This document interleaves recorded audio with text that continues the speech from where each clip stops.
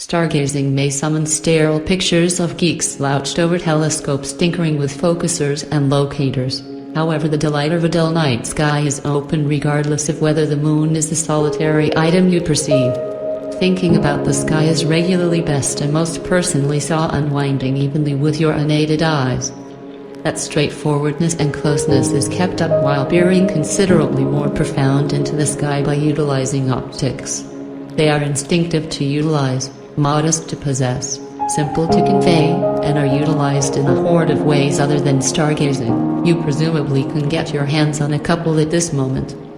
Indeed, even with little optics you can see as much detail as Galileo did utilizing his telescope: the moons of Jupiter, subtleties of the moon, the periods of Venus, spots on the sun. Utilizing legitimate filtration, Galileo in the long run went dazzled doing this, and a whole lot more. Nothing you see will take after the staggering Hubble pictures. Yet, stargazing will in general be even more profound and scholarly digressive than a tasteful one. Simply realizing that I'm seeing genuine photons delivered 2.5 million years prior from a world far, far away leaves a more profound effect on me than wonderful space photos. Filtering the Milky Way on a genuinely dim, clear, moonless night has a delight further than its stylish allure. It's additionally an association with our old roots.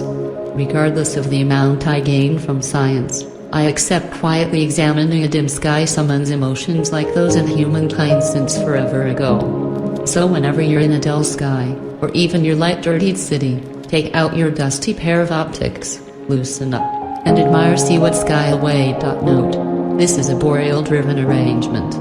My expressions of remorse to those in the southern scopes.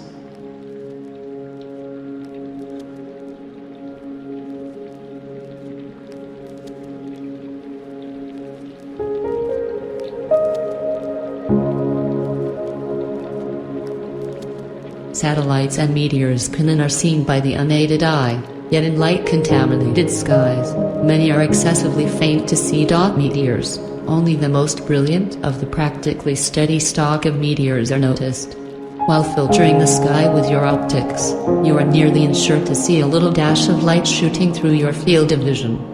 Just the light assembling force of optics combined with their huge field of view, contrasted with telescopes, uncover these small, arbitrary demonstrations of divine brutality. Satellites, big and splendid satellites, are effectively noticeable with eyes alone. Sit down and gaze up 1 hour or 2 after nightfall or before dawn. The low circle of satellites makes them undetectable because of Earth's shadow in the evening. You'll see points of light moving gradually across the sky. They seem like planes, yet the lights will not squint. Follow them however long you can. Their elevation and way figure out where in the sky they'll vanish behind the Earth's shadow. Like meteors, numerous satellites excessively faint for eyes alone are uncovered through optics essentially by looking up. A phenomenal asset for satellites, all things considered, regular and artificial, is heavens above. Need to know when Hubble, the ISS, or the Space Shuttle will fly overhead? Enter your area, and heavens above will advise you precisely when and where to look. It likewise predicts the extremely restricted event of iridium flares, profoundly intelligent correspondence satellites that on occasion are more splendid than all else in the night sky, save the moon. Now and again splendid enough to find in the sunshine. A wellspring of marvel, sentiment, and reflection since man stood up and afterward gazed upward. The most splendid article in the night sky is effectively noticeable with the unaided eye. However, with a couple of optics, much detail is revealed. The best and ideal opportunity to see subtleties of the moon isn't really during a full moon. As Galileo originally saw, the most detail is seen at the moon's illuminator, the shadow line on the moon isolating the obvious stage from the remainder of the plate. Shadows cast along the illuminator enlighten detail of the mountains and valleys of the moon. Effect holes immaculate by air and disintegration show the vicious history of the early close planetary system. Furthermore, the moon's hazier oceans, female horses, uncover the old, dynamic geographical existence of magma streams since a long time ago lethargic, lunarific, or or on the other hand more correctly, the Galilean moons of Jupiter. Noticing the planets is one occupation where telescopes truly make their mark. However, optics are all you need to see the 4 biggest of Jupiter's moons. The moons are in reality splendid enough to see with the unaided eye, yet are cleaned out from Jupiter's incredible glare. Your optics will show them as little stars assembled around the gas monster. Track their daily 3-step dance around the Goliath planet.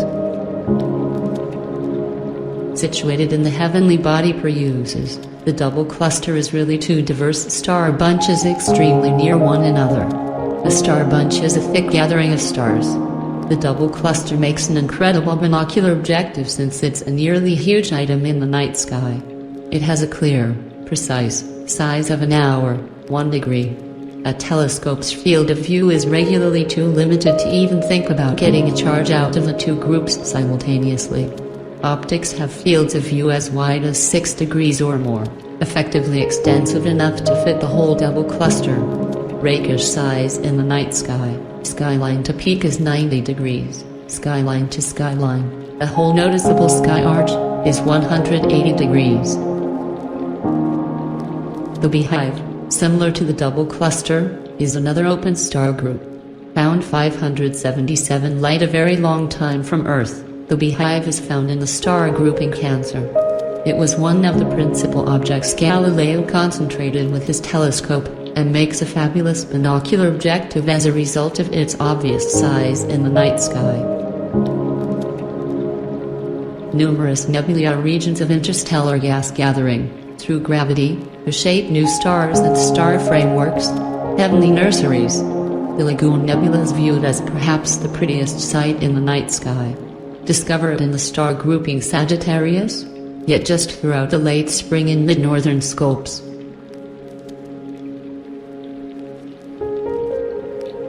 The Orion Nebula is a smear on the Hunter's blade in the Orion group of stars. Orion is the most unmistakable star grouping in the colder time of year sky, and a wonderful thing by its own doing. The cloud is a star processing plant around 1,270 light-years away, making it the closest star nursery to Earth. Its obvious size in the night sky is 1 degree. Referenced multiple times in the Bible, and a wellspring of motivation for all intents and purposes each old culture, the Pleiades might be my #1 binocular objective, maybe on the grounds that it was my first. In my youngsters, I got the plan to utilize some optics heavenward after I discovered an old, little, awful pair put away in the house. My first objective was the Pleiades, and I guess it was love from the start. This little, in starry mound, star bunch is likewise an origin for new stars, albeit the nebulosity is generally just noticeable in time openness photography. It is overly simple to discover with the unaided eye, yet significantly extraordinary with optics. Its clear size is a lot too enormous to find a way into most telescope fields of view, thus again settles on a decision binocular objective. The best thing about the Andromeda galaxy? It's a system. 1 trillion suns. Over 2.5 million light-years far off. Circled by 14 Bantam systems, in any event one of which, M32, and perhaps another, M110, can likewise be found in your optics simultaneously. What's not to love? Andromeda is the farthest thing you can see with the unaided eye, showing up as a weak smear in the sky. With an all-out obvious size of around 4 degrees, or in excess of multiple times the clear size of the full moon, it makes an exceptional item for optics. It's typically the principal thing I find when I gaze toward night with a couple of binoculars. Fun truth, Andromeda and our Milky Way were pushing toward one another at a decent clasp. In around 3 billion years our relatives will probably observe the Andromeda Milky Way impact. I can't help thinking about how the night sky will look with another trillion suns in the blend. The sensitive, shiny cloud extending across the sky on dim, starry evenings is our home universe, the Milky Way. Hypothetically checking the Milky Way level on your back on a mid-year night is a galactic treat not to be missed. With optics, The silver cloud uncovers its tendency, starts upon stars that make up our world. No piece of the sky is more thickly loaded with noticeable stars than the Milky Way, nor all the more agreeably addictive to view with optics. Be mindful so as not to lose all sense of direction in there.